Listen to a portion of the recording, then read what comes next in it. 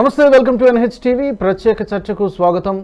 మహారాష్ట్ర ఎన్నికలపైన ఇప్పుడు అందరి దృష్టి కేంద్రీకృతమై ఉంది. మహారాష్ట్ర ఎన్నికల్లో గెలుపు ఎవరిది? మహాయుతి వర్సెస్ మహావికాస్ అఘాడి. ఈ రెండు కూటముల మధ్య ప్రధానమైనటువంటి పోటీ ఉంది. 288 స్థానాలకు, అసెంబ్లీ స్థానాలకు పోటీ జరుగుతోంది. 145 ఎవరు ఆ మ్యాజిక్ ఫిగర్ను దాటి ఎవరు ప్రభుత్వాన్ని స్థాపించబోతున్నారనేది చాలా ఆసక్తికరంగా కనిపిస్తుంది. కేవలం మహారాష్ట్ర మాత్రమే కాదు, దేశవ్యాప్తంగా కూడా ఒక ఉత్కంఠ, ఆసక్తి కూడా కనిపిస్తోంది. ప్రధానమైనటువంటి అంశాలు ఏంటి? ఈ ఎన్నికల్లో ప్రభావితం ఓటర్ల మైండ్ సెట్ను ప్రభావితం చేసేటువంటి ప్రధానమైనటువంటి అంశాలు ఏంటి? మరాఠా రిజర్వేషన్ల గురించి ఎప్పటి నుంచో ఉద్యమం నడుస్తోంది. ఈసారి కూడా అది నడుస్తోంది. సో ఏ మేరకు ఇది ప్రభావితం చేస్తోంది అనేటువంటిది ఒక అంశం. రెండోది, ఈ నాన్ మరాఠా హిందూ ఓటర్లను ఆకట్టుకోవడానికి ఏ కూటమి ఎలాంటి ప్రయత్నాలు చేస్తోంది? మహాయుతి ఎలాంటి ప్రయత్నాలు చేస్తోంది? అలాగే మహావికాస్ అఘాడి ఎలాంటి ప్రయత్నాలు చేస్తోంది? సో తాజాగా వచ్చినటువంటి ఒపీనియన్ పోల్స్ని బట్టి అర్థమవుతున్నది మహాయుతి కూటమి ముందంజలో ఉంది, కాస్త సానుకూలంగా ఉన్నట్టు అర్థమవుతోంది. మరి ఇదే ట్రెండ్ రాబోయే వారం రోజులు కూడా కొనసాగుతుందా, లేకపోతే ఏమైనా మారేటువంటి అవకాశం ఉందా? దీని మీద మనకి విశ్లేషణ అందించడానికి ఈ సామాజిక రాజకీయ విశ్లేషకులు వేకేటి ప్రసాద్ గారు అందుబాటులో ఉన్నారు. ప్రసాద్ గారు నమస్తే అండి. నమస్కారం రాజు గారు. ప్రసాద్ గారు, తాజాగా వచ్చినటువంటి ఒపీనియన్ పోల్స్ చూస్తే మనకి మహాయుతి అకాడమీకి బెటర్ ఛాన్సెస్ ఉన్నాయన్నట్టుగా తెలుస్తోంది. ఈ ఒపీనియన్ పోల్స్ అనేది ప్రామాణికత ఏంటి, ఎంతవరకు కరెక్టు, మీకున్నటువంటి అబ్జర్వేషన్ ఏంటి? రాబోయే వారం రోజులు కూడా ఇది కంటిన్యూ అయ్యేటువంటి అవకాశం ఉందా, లేకపోతే ఏమైనా తారుమారు అవ్వడానికి అవకాశం ఉందా? రాజుగారు, మొన్న జరిగిన ఈ లోక్సభ ఎలక్షన్లు, హర్యానా ఎలక్షన్ల తర్వాత ఈ ఒపీనియన్ పోల్, ఎగ్జిట్ పోల్ ఇంకా నమ్మకం తగ్గినట్టే అని చెప్పాలండి. యాక్చువల్లీ చెప్పాలంటే, కానీ మనకి ఎవ్వరు ఎక్స్పెక్ట్ చేయని హర్యానాలో బీజేపీ గెలిచిన తర్వాత ఆ మొమెంటమ్ కానీ ఆ నెరేటివ్ కానీ కొంచెం ఈ మహాయుతి వైపు నడుస్తుంది. అది ఇంకోటి ఏంటంటే, లోక్సభలో వాళ్ళకి గట్టి దెబ్బ తగిలింది యాక్చువల్లీ యూపీ తర్వాత మహారాష్ట్రలోనే ఎన్డీఏకి.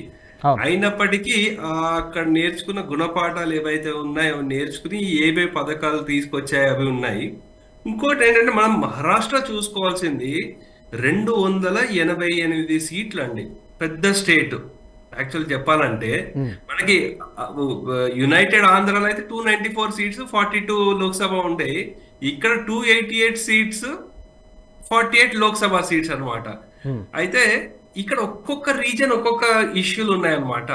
సో 6 డిఫరెంట్ రీజన్స్ ఉంటాయి, 6 పెద్ద ఇష్యూలు ఉన్నాయన్నమాట. సో దాంట్లో మనం రీజన్ వైజ్ గా చూసుకోవచ్చు, లేకపోతే ఓవరాల్ గా ఏంటి ఇష్యూలు అనే వాటిలో కూడా మనం చర్చించుకోవచ్చు అనమాట. అంటే ఏ ఏరియాలో మీరు అన్నట్టుగా 6 ప్రాంతాలు, ఇప్పుడు మనకి ఎలాగైతే ఉమ్మడి ఆంధ్రప్రదేశ్లో రాయలసీమ, తెలంగాణ, ఆంధ్ర ఎలాగుందో అలాగే ఇప్పుడు తెలంగాణ చూసుకున్న ఉత్తర తెలంగాణ, దక్షిణ తెలంగాణ, మధ్య తెలంగాణ ఎలాగైతే మనం అనుకుంటామో, ఈ మహారాష్ట్రలో ఈ 6 ప్రాంతాలు ఎక్కడ ఎవరి డామినేషన్ ఉంది అనేటువంటి దాని మీద మనకి ఏమైనా సమాచారం ఉందా? ఏ ప్రాంతంలో ఏ కూటమి లేదా ఏ పార్టీ డామినేట్ చేసేటువంటి అవకాశం ఉంది అనేటువంటి సమాచారం ఏమైనా ఉందా, లేదంటే ఓవరాల్ గా మనం చెప్పచ్చు? ఓవరాల్ ఉందండి, దాని గురించి మనకి ఇన్ఫర్మేషన్ ఉంది, ఎలా నడుస్తోంది అని చెప్పచ్చు. అంటే మహారాష్ట్రలో 6 ముఖ్యమైన ప్రాంతాలు ఉన్నాయి. ఒకటి ఏంటంటే కోంకణ్ అంటారు, కోంకణ్ ప్రాంతం ఒకటి. నెక్స్ట్ వెస్టర్న్ మహారాష్ట్ర అంటే పశ్చిమ మహారాష్ట్ర అంటారు.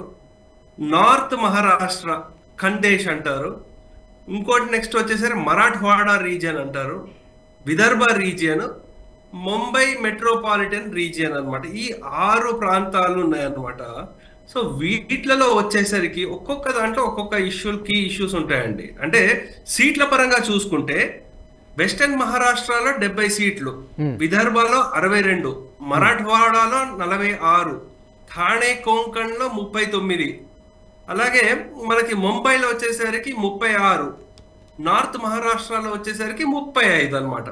సో అలా వివిధ ప్రాంతాల్లో డిసైడ్ చేసేవి ఉన్నాయి. కానీ మెయిన్ బీజేపీకి గట్టి దెబ్బ తగిలింది లోక్సభ ఎలక్షన్ లో అంటే విదర్భ, మరాఠ్వాడా ప్రాంతంలో బాగా గట్టి దెబ్బ తగిలిందండి లోక్సభ ఎలక్షన్ లో. అయినప్పటికీ ఓటు శాతం డిఫరెన్స్ చూసుకుంటే ఆల్మోస్ట్ సేమ్, ఇంచుమించు సేమ్ వచ్చాయి. అదే మనము ఆ, ఈ లోక్సభలో వచ్చిన సీట్లకి దాన్ని అసెంబ్లీ సెగ్మెంట్ లో వచ్చిన లీడ్లు ఎంత అనే లోక్సభ రిజల్ట్ ఆధారంగా చూసుకుంటే ఈ మహావికాస్ అగాడి ఎంబీఏ అంటారు కదా, దానికి 153 వచ్చాయి, వీరికి 128 వచ్చాయి అనమాట. అంటే పెద్ద డిఫరెన్స్ ఏం లేదు చూసుకుంటే. దాని తర్వాత ఏంటంటే ఇప్పుడు ఒక్కొక్క ప్రాంతం చూసుకుంటే ఇప్పుడు ఇష్యూలు వచ్చేసరికి కోంకణ్ రీజియన్ లో ఏంటి, అది మనకి మామూలు మహారాష్ట్రని అంటే బాంబే నుంచి వెళ్తూ ఉంటే వస్తుంది అనమాట. కొన్ని ప్రాంతాలు, రత్నగిరి ఇటువంటి ప్రాంతాలు ఉంటుంది. సో అక్కడ ఏంటంటే ఒకటి ఇన్ఫ్రాస్ట్రక్చర్ ఒకటి, అట్లాగే వెస్టర్న్ ఘాట్స్ కూడా కాబట్టి కోస్టల్ రీజియన్ కూడా అయ్యేసరికి అక్కడ ఫిషింగ్ కమ్యూనిటీ ఎక్కువ, అలాగే ఎన్విరాన్మెంటల్ కన్సర్న్స్ ఎక్కువ.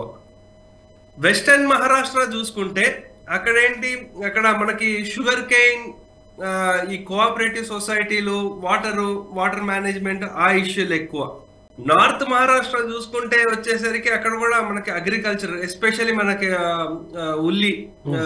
ఉల్లిపాయలు ఏదైతే ఉందో, యాక్చువల్ అప్పుడు చూసుకుంటే వాళ్ళకి అక్కడ సీట్లు తగ్గడానికి కూడా కారణం ఏంటంటే అప్పుడు గవర్నమెంట్ ఏం చేసిందంటే మొత్తం ఇన్ఫ్లేషన్ పెరుగుతోందని ఎలక్షన్ టైంలో ఎక్స్పోర్ట్ బ్యాన్ చేశారనమాట నార్త్ మహారాష్ట్ర నుంచి ఈ వస్తున్న. ప్రభావము గత ఎన్నికల్లో ఊహించినటువంటి ఫలితాలను అక్కడ బీజేపీకి వచ్చాయి, అనుకున్న సీట్లు సాధించలేకపోయారు. ఈ ఇంపాక్ట్ ఏమైనా ఇక్కడ అసెంబ్లీ మీద ఉంటుందా, లేకపోతే ఇది కంప్లీట్ డిఫరెంట్ బాల్ గేమ్ అనుకోవాలా? ఇది డిఫరెంట్ బాల్ గేమ్ అండి ఇప్పుడు అసెంబ్లీ వచ్చేసరికి. ఎందుకంటే ఇప్పుడు అక్కడ జస్ట్ 48 సీట్స్ కి కంటెస్ట్ నడిచింది అప్పుడు, ఇప్పుడు 288 సీట్స్ కి కంటెస్ట్ నడుస్తుంది. సో దీంట్లో ఏంటంటే కొన్ని ప్రముఖమైన ఫ్యామిలీలు ఉన్నాయి. వాళ్ళు ఏంటంటే పార్టీలకి అతీతంగా వాళ్ళు ఏ పార్టీలో ఉంటే వాళ్ళకి అక్కడ వాళ్ళ సొంత బలం మీద తీసుకొచ్చే నాయకులు, ఫ్యామిలీలు కూడా ఉన్నాయన్నమాట. అందు గురించి రెండు ఒకటే అని మనం చెప్పలేమన్నమాట. సో దానికి అసలు లోక్సభకి దీనికి పెద్దగా పొంతన ఉండదు అని అనిపిస్తోంది, ముడిపెట్టలేం. ఇంకోటి కొన్ని వీళ్ళు ఇంపార్టెంట్ స్టెప్స్ కూడా తీసుకున్నారు చాలా. ఓకే, సో అప్పుడేంటి లోక్సభ ఎలక్షన్స్ లో ఓవర్ కాన్ఫిడెన్స్ కి వెళ్ళిపోయారు. సరే మనము రామ మందిరం వచ్చేసింది, అలాగే అసలు ఈ పార్టీలను కూడా చీల్ చేసాము, వాళ్ళ ఓట్ అంతా మనకు ట్రాన్స్ఫర్ అయిపోతుంది, ఇటువంటి కొంచెం ఓవర్ కాన్ఫిడెన్స్ ఒకటి. ఇంకోటి ఏంటి, శరద్ పవార్ గారికి సింపతి ఫ్యాక్టర్ పెద్ద, ఆయన పార్టీని స్ప్లిట్ చేసేశారు. ఈయన చీఫ్ మినిస్టర్ ఉండే బాల్ ఠాకరే వారి కొడుకు మంచి పరిపాలన చేస్తుంటే వాళ్ళని కూడా చేసేశారు. ఇటువంటి సింపతి ఫ్యాక్టర్ ప్లే చేశారు. కొంచెము ముస్లిం ఓట్స్ కన్సాలిడేషన్ కూడా బాగా చేశారు. సో ఇటువంటివి చేశారు. వీళ్ళకి ఓవర్ కాన్ఫిడెన్స్ మనం వచ్చేస్తాం మనకు అన్న దాంతో వాళ్ళు సీట్లు గణనీయంగా తగ్గిపోయాయి అనమాట. ఇంకోటి ఏంటి, వెనుకబడ్డ ప్రాంతం విదర్భ రీజియన్ లో ఏంటంటే కాన్స్టిట్యూషన్ చేంజ్ అయిపోతుంది, అది ఒకటి. నెక్స్ట్ ఏంటంటే అది యాక్చువల్లీ విదర్భ రీజియన్ లో ఎప్పుడు కరువు ప్రాంతం అనమాట. దాన్ని కూడా బాగా ఎక్స్ప్లాయిట్ చేశారు, ఈ కటాకట్ స్కీము అటువంటివి పెట్టి. సో ఇప్పుడు అవన్నీ జనాలకు తెలిసిపోయింది అనమాట ఇక్కడ ఉండే ఏమేమి ఉన్నాయి ఛాలెంజెస్. అలా ఈ మహాయుతి నుంచి వీళ్ళేం చేశారు, లాడ్లీ బెహనా స్కీమ్ ఒకటి తీసుకొచ్చారు. లాడ్కీ బెహనా స్కీమ్ అని ఒక నెలకి ఒక 1500 ఇచ్చే ఈ స్కీమ్ ఏదైతే ఉందో అది ఆల్రెడీ ఇంప్లిమెంట్ చేసేసారు. దాని మీద వాళ్ళకి ఏంటంటే ఇది ఎంతవరకు కీలకం అవుతుంది, అదే చెప్తున్నారు మాజీ లాడ్కీ బెహన్ స్కీమ్. ఇది ఎంత ప్రాముఖ్యత గలది, ఇదేమన్నా ప్రభావం చూపిస్తుందా? ఎందుకంటే గట్టిగానే ఆశలు పెట్టుకున్నారు ఇది చాలా ఇంపాక్ట్ చూపిస్తుందని చెప్పి. అవునండి. సో ఇక్కడ వచ్చేసరికి ఏంటంటే ఇది చాలా పెద్ద స్కీమ్.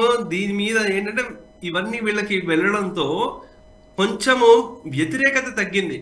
అంటే ఈ ప్రభుత్వం మాకు ఏం చెయ్యట్లేదు అదొకటి తగ్గింది. ఇంకోటి ఆ సింపతి ఫ్యాక్టర్ ఏదైతే ఉందో అది కూడా తగ్గింది అనమాట.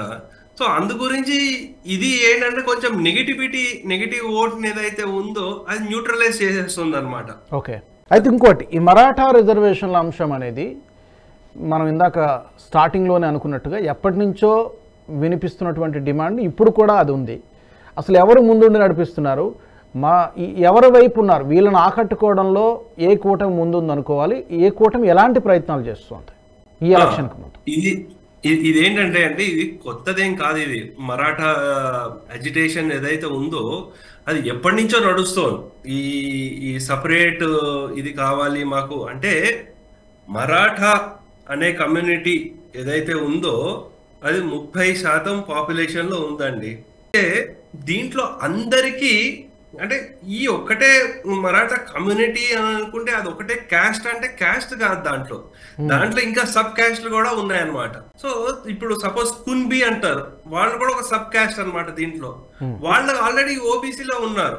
సో అందు గురించి ఇప్పుడు వీళ్ళకి ఏంటంటే ఈ బ్యాలెన్స్ చేయడము ప్రాబ్లం అవుతుంది. ఈ ఇప్పుడు యాక్చువల్ 2016లో ఫడ్నవీస్ గారు కమిట్ చేశారు మేము చేస్తామని. యాక్చువల్ దీన్ని చూసుకుంటే హిస్టరీ చూసుకుంటే 80s లోకి వెళ్ళాలన్నమాట. అప్పుడు అన్నా సాహెబ్ పాటిల్ అనే వారు స్టార్ట్ చేశారు. అదేంటి మతాడి లేబర్ యూనియన్ అనేది ఫస్ట్ వాళ్ళు స్టార్ట్ చేశారనమాట. అది అయిన తర్వాత మళ్ళీ పెద్ద మూవ్మెంట్ గా అయింది ఏంటంటే 1997లో మరాఠీ మహాసంఘ, మరాఠా సేవా సంఘ ఇటువంటి 2 స్టార్ట్ అయ్యింది. సో మళ్ళీ వేరే ఇష్యూలు అవన్నీ రావడంతో మళ్ళీ సైలెంట్ అయిపోయింది.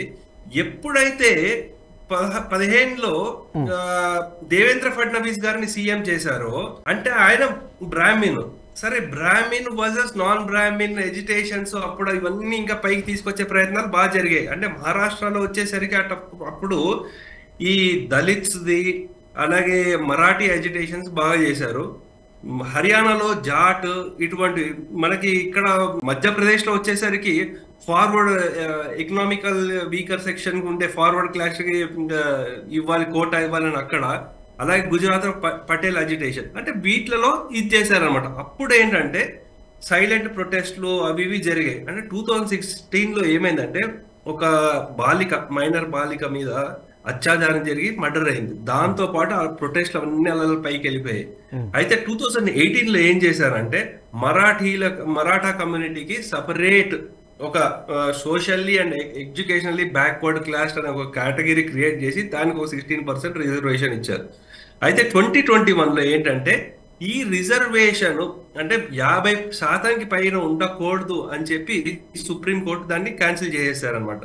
దాంతో మళ్ళీ ఈ మనోజ్ జరాంగే పాటిల్ అనేవాళ్ళు మళ్ళీ ఎజిటేషన్ స్టార్ట్ చేయడం అవన్నీ చేశారు. అంటే మాకు ఇచ్చేయండి, ఉన్న వాటిలోంచే మాకు రిజర్వేషన్ ఇవ్వండి, హంగర్ స్ట్రైక్లు అవి ఇవి అన్ని చేశారనమాట. అంటే బీజేపీ వాళ్ళు తీసుకున్న ఒక మంచి నిర్ణయం ఏంటంటే ఇక్కడ ఫడ్నవీస్ గారిని సీఎం కాకుండా మరాఠా అయిన షిండే గారిని చేశారు. దాంతో ఏంటంటే ఏక్నాథ్ షిండే గారిని చేశారు. దాంతో ఏంటంటే ఆ తలనొప్పి వీళ్ళకి కొంచెం తగ్గింది అనమాట. ఈ ఇంపాక్ట్ స్టేట్ మొత్తం ఉంటుందా, లేకపోతే మీరు చెప్పిన 2-3 ప్రాంతాల్లో మాత్రమే ఉంటుందా ఈ రిజర్వేషన్ల అంశం అనేది? స్టేట్ మొత్తం దీని ప్రభావం ఉంటుందా ఒకవేళ ఉంటే? అంటే స్టేట్ మొత్తం కంటే ఎక్కువ దాని ఇంపాక్ట్ మనకి మరాఠవాడా ప్రాంతంలో ఎక్కువ ఉంటుందండి. అంటే ఎక్కువ అది ఎపీ సెంటర్ అనమాట. అక్కడ కొంచెము మరాఠా ఓటర్స్ మనకి వెస్టర్న్ మహారాష్ట్రలో కూడా ఉంటారు కాబట్టి అక్కడ కూడా ఉండొచ్చు. విదర్భ కోంకణ్ లో కూడా కొంచెం ఉంటుంది కానీ అంత తీవ్రత ఉండదు. ఈ రీజియన్స్ లో ఉన్నంత తీవ్రత ఉండదు అనమాట. సో అందు గురించి ఏంటంటే దీన్ని అందరూ, కానీ ఈ మనోజ్ జరంగే పాటిల్ మేము ఎలక్షన్ కూడా కంటెస్ట్ చేస్తాము, నామినేషన్లు అవన్నీ వేసి మళ్ళీ సైలెంట్ గా విత్డ్రా చేసేసుకున్నాడు అనమాట. ఆయన ఇంకా ఎవరు సపోర్ట్ చేయట్లేదు ఇలా. అంటే అక్కడ ఉండే జనాలకు కూడా ఎప్పుడైతే ఈ లాడ్లీ బెహనా స్కీము ఇవి చేయడము, కొంచెం వర్షాలు పడడము అవన్నీ కొంచెం ఎప్పుడైతే కొంచెం దాంతో వీళ్ళకి ఆ నెగిటివిటీ తగ్గిందో వీళ్ళకి కూడా అర్థమైపోయింది ఇప్పుడు హర్యానాలో జరుగుతున్నట్టు ఓబీసీ కన్సాలిడేషన్ అంతా మళ్ళీ ఈ మహాయుతికి వచ్చేటట్టు ప్రయత్నాలు జరుగుతున్నాయి కాబట్టి దీన్ని ఇంకా తీవ్ర స్థాయి తీసుకెళ్లకుండా దీన్ని సైలెంట్ చేసేసారు అనమాట. ఓకే, ఫైనల్లీ ఇప్పుడు మీరు ఇందాక అన్నట్టుగా కాంగ్రెస్ పార్టీకి లేదా మహావికాస్ అఘాడీ కూటమికి ఈ పార్టీలను చీల్చేశారు అనేటువంటి ఒక ఆయుధం అదొకటి ఎలాగో ఉండనే ఉంది.